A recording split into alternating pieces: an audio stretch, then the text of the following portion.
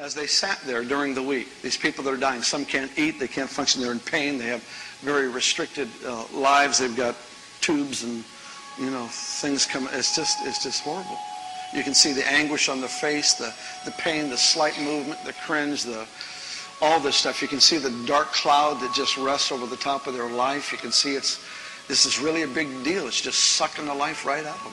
It's real tough to see that kind of stuff and think, there's a large part of the church that's created room for this. This is just, God's allowed it. No, He's not allowed it. He put a gun in your hand and said, shoot that thing. We allowed it. Suddenly people start realizing, oh, this wasn't from God. That means I can fight.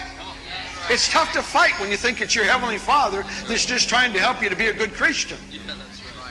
Few things nauseate me more than that. I'd get arrested for child abuse for doing that, if I did that to my kids. And the thought that anyone could think that God is that way is just extremely disturbing.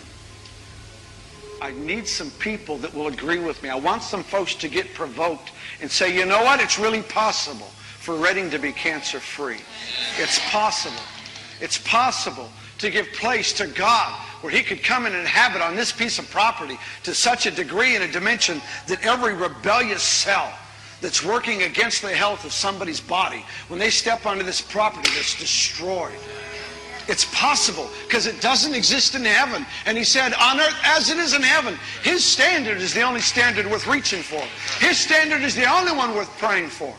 His is the only one scratching and clawing and fighting for. Learning to take by violence through the expression of faith, that realm. It's got to matter to somebody.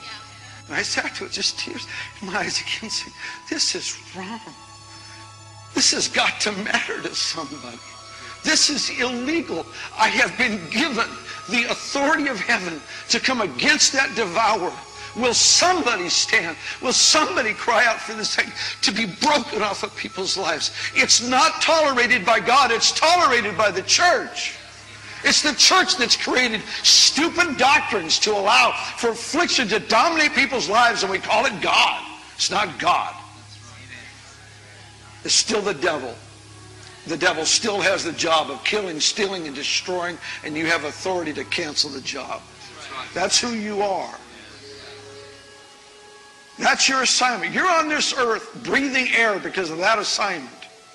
It's not just about physical healing. It's about every area where He has come and He's stolen. Faith actualizes what it realizes. Faith takes what you see in the unseen and it forces it into natural reality. That's what it does.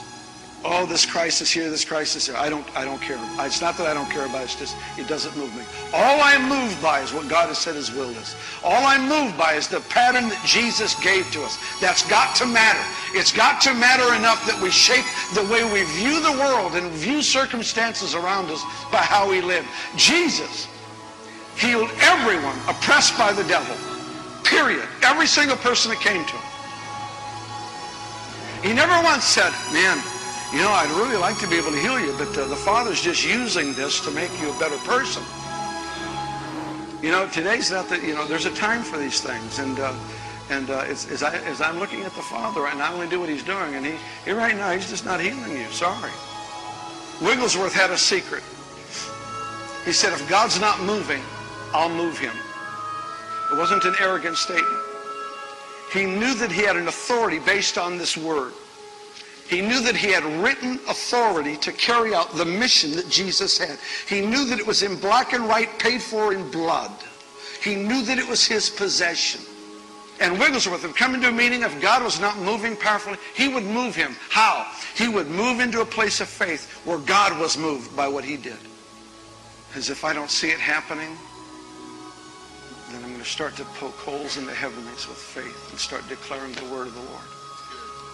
Something about the testimony. All you got to do is just start talking about what Jesus has done.